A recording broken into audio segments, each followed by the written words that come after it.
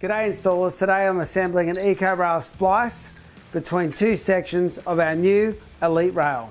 To do so, I'll be using my DeWalt impact driver and I'll set it to the mid-torque setting as the 8mm hex head bolts need to only be fastened between 2 and 4 Newton meters, which we'll achieve by a single tap of the trigger. This has been tested and has passed for electrical continuity.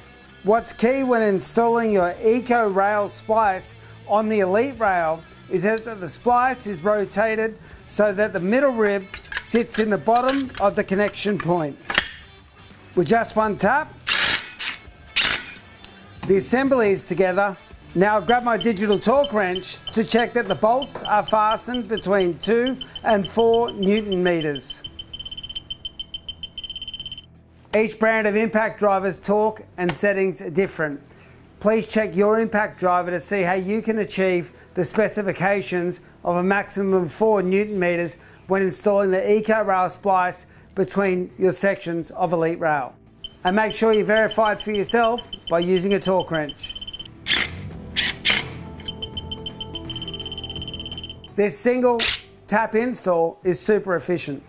Here's a mid clamp and I'm going to run it through the Elite Rail and you'll see it's rigid in the rail and there's no excessive side to side movement when the 8mm hex head bolt is fastened between 2 and 4 Newton meters. Now if the 8mm hex head bolt was over tightened, the Elite Rail will splay open and you'll run the risk of your Z module detaching.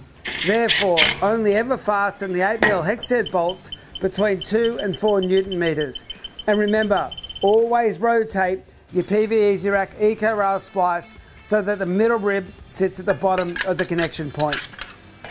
There it is, a section of Elite Rail spliced in my hands. I used the ECO-Rail splice, I rotated it, set the 8mm bolts in fastening between 2 and 4 Newton meters.